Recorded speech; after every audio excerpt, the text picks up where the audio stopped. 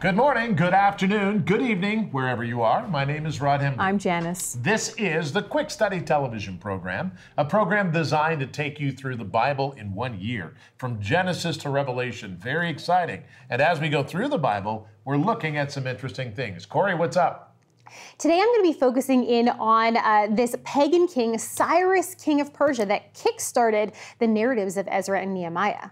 Cyrus is a fascinating guy. He shows up in many places, including Isaiah, and this is really interesting. Anyway, what did you do? Studying Nehemiah chapter 7, the danger wasn't over. All right, very good. Nehemiah after the exile. This is interesting. Ryan, what's up today? Today in our study on UFOs, we're exploring the idea of extra dimensions. Could this be a reasonable explanation for these strange lights in the sky? More on this later. All right, extra dimensions. That's fascinating. Later on in the teaching segment, God in my heart. What does that mean? We'll talk about that. Get your Bible. Let's go.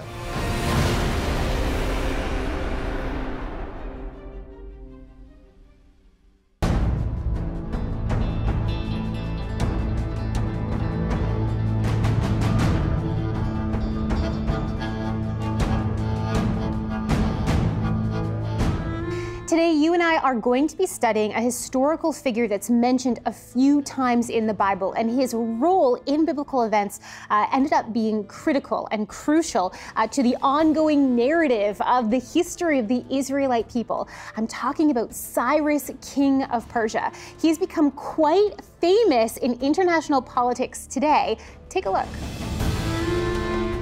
One of the most deadly and effective military leaders of history has recently been hailed as one of the world's first civil rights activists. King Cyrus the Great of Persia led his empire with a mixture of uncompromising violence and religious freedom for conquered peoples. With his new political plan in mind, Cyrus managed to conquer the empire of Babylon, in which was found the exiled people of Israel and Judah. The biblical prophet Isaiah, who lived more than 100 years before Cyrus, had written a direct message for Cyrus from God, preserved today as Isaiah chapter 45. And the books of 2nd Chronicles and Ezra both record at least a part of Cyrus's decree for the exiles to rebuild Jerusalem. Today, we also know of King Cyrus's politics through a 9-inch by 4-inch cylindrical object. This document was discovered in 1879 in Babylon and is believed to have been a foundation stone, a commemorative text written for Cyrus as he rebuilt the captured city. The text speaks of Babylon and Cyrus and outlines a critical policy. Cyrus allowed previously captive peoples to return to their homelands and rebuild their religious sanctuaries with public funding, sending them home with their previously plundered costly religious icons. This is exactly what the Bible claims King Cyrus did for Israel. Another tremendous discovery for biblical history was made in early 2010. Separately, 2 fragments of another copy of this Cyrus cylinder were found in the British Museum. These pieces originally hailed from a city south of Babylon, meaning that there was a copy of the cylinder's text very close by in another important city of the time. This gives strong evidence to the fact that the cylinder's contents were copied and distributed around the Persian Empire as a physical testament to an imperial decree of the king. It's interesting and not entirely surprising that Cyrus, king of Persia, is today touted as some sort of human rights leader or activist. Now, I can't say exactly what Cyrus's motivations were, whether it was completely altruistic and definitely about human rights, God-given rights. I can't really say. I suspect that it was also very practical for him. He seems to have been a very smart man. And looking at the different rebellions and revolts that the Babylonian kings had to put down all the time. And there are many tales and histories about the upbringing of Cyrus and his upbringing, him having to unite the nation of Persia, Media and Persia, before pushing forward to take over more and more territory and make Persia this great empire. So he was a very intelligent person, and he had a lot of experience with people and divided people. So it does seem that this was a very practical way for him to control people as well. And we see that in the books of Ezra and Nehemiah, where there's almost this spying going on with these Judahites, these Israelites rebuilding the temple and the walls and reporting back to the kings of Persia. So it may not have been as altruistic as we would like to believe, but it is interesting.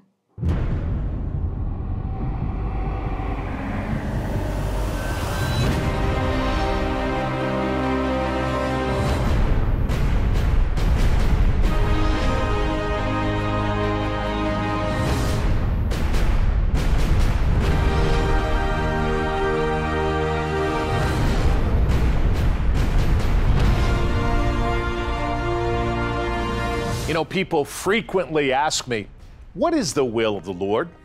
Often it's an easy answer. What do you think God is telling you?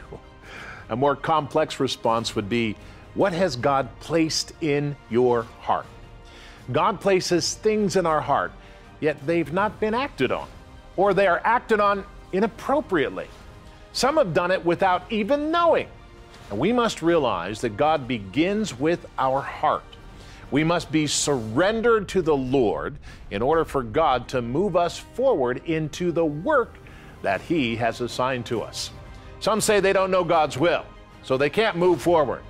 Well, when we don't know His will, God helps us to accomplish the work assigned to us while we work on what we do know.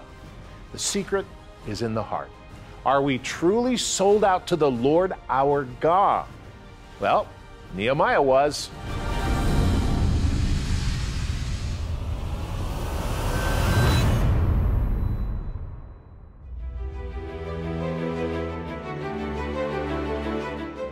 Nehemiah 7, verses 1 through 5 and 73.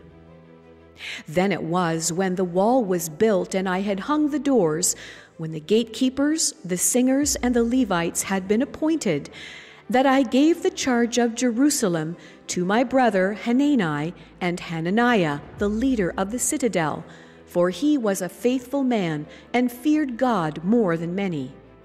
And I said to them, do not let the gates of Jerusalem be opened until the sun is hot, and while they stand guard, let them shut and bar the doors, and appoint guards from among the inhabitants of Jerusalem, one at his watch station and another in front of his own house. Now the city was large and spacious, but the people in it were few, and the houses were not rebuilt. Then my God put it into my heart to gather the nobles, the rulers, and the people, that they might be registered by genealogy. And I found a register of the genealogy of those who had come up in the first return, and found written in it. Verse 73. So the priests, the Levites, the gatekeepers, the singers, some of the people, the Nethinim, and all Israel dwelt in their cities. Nehemiah chapter 7, verses 1 through 5 and verse 73.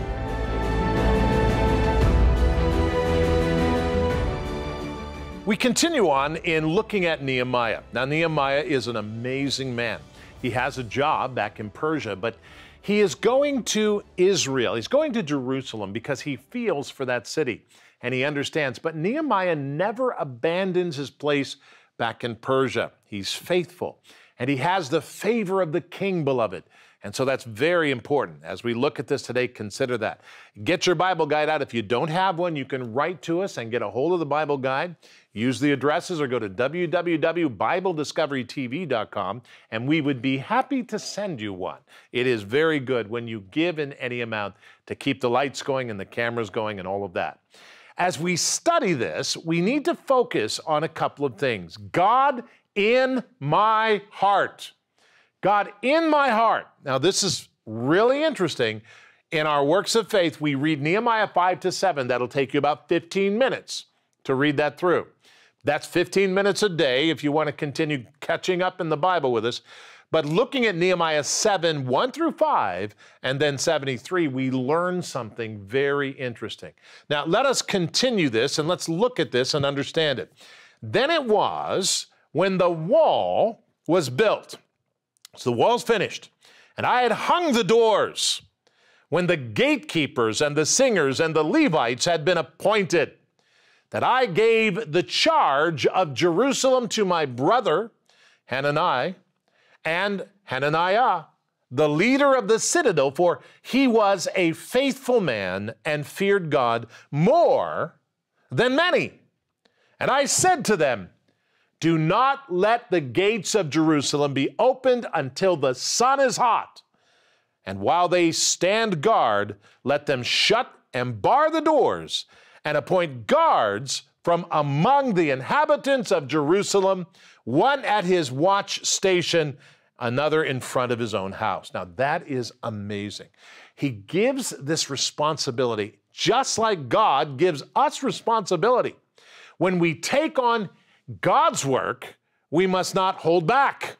We must surrender our heart and do God's work, God's way, beloved. This is something that we need to do.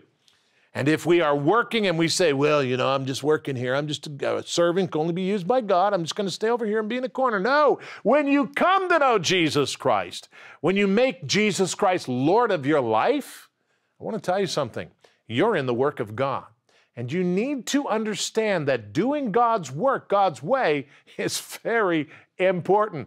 There's many people that they take their taxes and they figure out smart ways to cheat. But let me tell you something. There is a higher standard than any of these laws of the land. And the higher standard is, what does God tell you? You have to pay your taxes. Do that. But make sure you're honest. Honest in your taxes. Very important. And as we continue on, we learn more. This is Nehemiah 7, 4-5. Now the city was large and spacious, but the people in it were few, and the houses were not rebuilt. Then my God put into my heart, God put into my heart to gather the nobles, the rulers, and the people, that they might be registered by genealogy. And I found a register of genealogy of those who had come up in the first return and found written in it. Now, this is amazing because we need to understand this. Problems are often God speaking to us. I've seen many people call it something different. Don't be tempted to complain. Find a solution. Many people say, well, you know, the devil did this or the devil did that. Hold on a minute. If something has come your way, you need to ask the Lord, Lord, what do I need to learn? If there's been a terrible problem in your life, if there's been a significant fall in what you're doing, you need to ask God, Lord, what is this that's happened to me? And how can I make sure that it's not something that I'm doing wrong? You have to check yourself and you have to look at your actions and understand that, you know, God is maybe testing you. This is very important because I see so many people and I hear folks say to me, well, the enemy did this and the enemy. And hold on a minute. How do you know whether it was the enemy? Maybe you did it to yourself because God is allowing you to feel that. So it's important that we not assign everything against what we want to do to Satan and pray against it. We need to say, Lord, what is it you're showing me? And help me to move forward carefully. Very important, beloved. We need to move forward carefully. All right. Now we go to Nehemiah chapter 7. This is verse 73. This is interesting. So the priest and the Levites, the gatekeepers, the singers, the priests, the Levites, the gatekeepers, and the singers, some of the people, the Nethium, and all of Israel dwelt in their cities. Now, this is amazing because God will complete his work and we will move on. We are never finished. We have many assignments and responsibilities. You know, that's so important. There are many individuals, many people who talk about this, and some of them are pastors. And pastors will say, well, you know, God is finished with me at this church. You know, I don't know what I'm going to do. Well, let me tell you something. If you're alive, you have your health, and God is working with you, you're going on to a better thing. Our lives go up as we go on. It never goes up and then down. It never does that. With God, when we serve him, when we serve the Lord, we go on from one thing to the next. Our lives go up, up, up, because God has us going on to the next thing, which he has prepared us for. God has a plan for your life. God has a plan for the way you're doing things. And the plan is not to come to an end. The plan is to soar, because this is how the Lord works. For everything that God has for us is good. Now, when we get to the place where we're ready to enter heaven and our strength is failing, and we will see that when we enter heaven, it'll be glorious. It'll be great. But retirement is not God's plan. Refirement is God's plan. Refired, retired from your work, okay, but God has you in the place where you're retired so you can witness, so you can be a part, so you can let people know that Jesus Christ is your Lord, because retirement is not in the Bible. God has a plan for us, beloved. As we look ahead and as we see, the Lord will take us. He'll take us to the next step.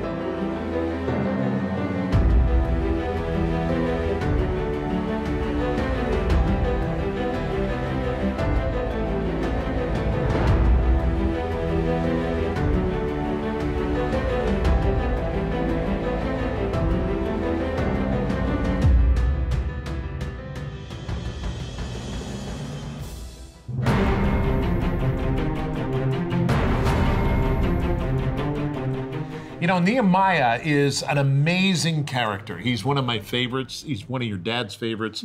He is interesting. Now, on the next program, we're going to be talking about this. We're going to be studying from Nehemiah chapter 10, and it's by the people. These are names, covenant names, and we're going to do our best next time. So join us. That's tomorrow's program on Quick Study. Ryan, what's up? Is it possible that there are other dimensions beyond the three spatial dimensions we perceive? And could this be a reasonable explanation for where these UFOs are coming from? Well, modern science surprisingly supports the idea of other dimensions. Let's study. It has been suggested by some of the most knowledgeable observers that the apparent ability of the UFOs to materialize and dematerialize seems to suggest that they are hyperdimensional or from some other domain, able to enter and leave our space-time at will. Though this sounds like the plotline to an upcoming science fiction movie, it may actually be completely factual. Although from our perspective there are only three spatial dimensions and a fourth dimension called time, modern physicists now believe that there are actually more. These extra dimensions are referred to as hyperspaces. These are spaces with more than three spatial dimensions. It is very interesting that the recent advances in modern physics are heavily dependent upon the realization of even more complex hyperspaces. In fact, it was on June 10, 1854, when George Bernard Riemann, a student of the Prince of Mathematics Carl Friedrich Gauss, presented a lecture which in one masterful stroke uncovered the mathematical foundation of geometries of higher dimensional space, and thus opened the door to modern physics. Riemann realized forces were actually the result of a distortion of geometry. It was almost 60 years later when Dr. Albert Einstein used Riemann's four-dimensional geometry to develop his famed theory of relativity, which was confirmed to 14 decimal places in 1993. Within 7 decades of Riemann's lecture, Theodore Kaluza would use 5-dimensional Riemannian geometry to integrate both gravity and light.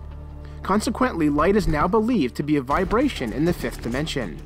Oscar Klein even calculated the size of the 5th dimension, called the Planck length, at 10 to the minus 33 centimeters. Then, 130 years after Riemann's lecture, in an attempt to unite all the laws of the physical universe, physicists would expand on the Kaluza-Klein models to develop 10-dimensional geometry. Based on this, it is now believed that we live in a universe of 10 dimensions, where 4 are directly measurable and 6 are curled into the Planck length, and therefore can only be discerned by indirect means.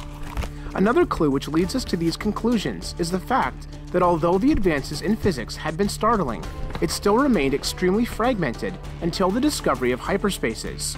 Indeed, hyperspaces beautifully unify these forces, and the laws of nature actually become simpler and more elegant when expressed in higher dimensions.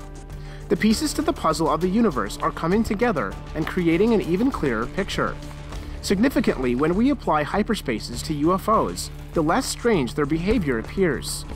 This is why many ufologists have abandoned the extraterrestrial hypothesis for this interdimensional or extradimensional hypothesis.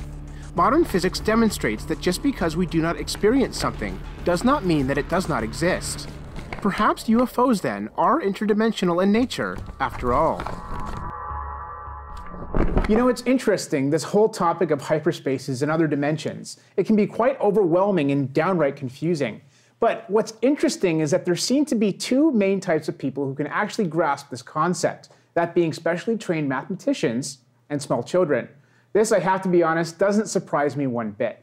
Well, next Tuesday we'll continue our study of the UFO phenomenon as we explore in more detail the clear supernatural nature of them. There's something strange and dark going on. There is something strange and dark that's going on, and of course this is something that the MUFON experts, the Mutual UFO Network and all of that, just to use that name, which is not an organization that we appreciate because it's not an organization that is really agrees with us, but the former heads of that organization came to know the Lord. Indeed. And because they discovered that, you know, the only thing that works in interrupting UFOs, of course, is the name of Jesus Christ, truly. Exactly. So that's fascinating. Yeah. Anyway, very good. What did you study today? Well, we're still in the book of Nehemiah, and we're relieved because the wall around Jerusalem has finally been completed. But the danger is not over yet. And I love how Nehemiah starts chapter 7. Then it was when the wall was built, and I hung the doors. He's letting us know, putting on the final touches, and I had hung the doors. When the gatekeepers, the singers, and the Levites had been appointed, that I gave charge of Jerusalem to my brother Hanani and Hananiah, the leader of the citadel, for he was a faithful man and feared God more than many. So we've got some interesting hints in these passages that just let us know that the danger was not, in fact, over. Even though the wall was completed, the doors were hung, they could be closed. He was bringing in these groups. He mentions the gatekeepers, he mentions the singers and the Levites. These special groups were men appointed to take care of the temple. But further than that, they were very well-organized groups. So he brought them in to be well-organized because he knew that they would be good watchmen, that they would be faithful people to watch. And and also mentioning these 2 men, these brethren, and that he could trust them fully. I love how he describes Hananiah. He was a faithful man and feared God more than many. And then he gave them instructions. So just in those couple of verses, we can get a different dimension. We can understand that, yes, the wall was done. There's great rejoicing. Doors have been hung. But we still have to be watchful. We still have to be careful. The men of Tobiah, who really was a troublemaker, there were associates of Tobiah that were in the city of Jerusalem. They were well embedded, so they still had to watch. But I like the way he describes him. He was a man who served God or feared God. Yes, more than many. Respected God more than many. Yeah. And if you ever wanted to compliment somebody, that would be the way to do it. Yes. And truly. Yes. Yeah, for sure. I mean, here's a guy that fears God more than many. Yes. So that's really good. So there's some compliment for Nehemiah was a big deal. Yeah, yes, because he was very organized and he was very faithful, and if he had a project to get done, he was going to get it done. And so so just even being chosen by Nehemiah and mentioned here in Scripture is really quite something. So it's good to be well organized and faithful and known to fear God or reverence God more than many. Very good. Anyway, we did something that we really enjoyed. Speaking of projects, this was one of our projects for this month. It is a Quick Study Unplugged, The Defeat of Death. Now, a Quick Study Unplugged is an hour-long special that all four of us are involved in. We study separately on a topic, a predetermined topic. We come to this very table, and for an hour or so, we hash out the theology, the history, and the human element of a situation in the Bible. And the situation that we chose for April, because it's Easter time, was the defeat of death. So this first Easter, Jesus's crucifixion and resurrection, what did it mean? Why did it happen? How was it foreshadowed in the Old Testament? What would it have been like, humanly speaking, for the disciples, the many disciples of Jesus that were around at that time? So this is our offer for the month of April. If you would like your copy, please call, go online, write in, ask for your copy of The Defeat of Death with a suggested donation of $20 or more. It would really help us out. I like the way that the whole thing developed, and we each studied on our own. We came together, and the Lord showed up. The Holy Spirit was there. It was really good. And we also talk about the Passover and some of the things that took place in the Passover. So you've got the Passover, and then you've got the Lord's Seder meal there, which is the Passover. And here God speaks. So this is really an interesting way to do this. Also, again, let me say thank you for your support and for your help. And I want to tell you that we are very involved in the Bible, and we're very involved. In fact, we're doing other things this year. We're excited about this, and we're going to get involved more. And the Lord is going to help us, Lord willing, is going to help us get involved more so that you can have more material for your own library and develop this idea. That's very important because God is real, God doesn't just show up just to say hi. He shows up because he's interested in our lives. And we should really understand that even if we don't know God, we should know God because we are people who are going to face eternity. When we go on to the next life, that's going to be trouble if we don't know God. But if we know Jesus Christ, he gives us eternal life. That's what I'm excited about. And that eternal life comes and takes control of our life, and it's fun. I've served the Lord for 41 years, and there's been a lot of mistakes in that relationship, and all of them have been mine. God didn't make any mistakes in our relationship. I made them all. And so it's interesting to see how the Lord treats us and helps us to come along and to grow. So what you need to do is say, Jesus Christ, be the Lord of my life. Pray and say that today so you can get the gift of eternal life.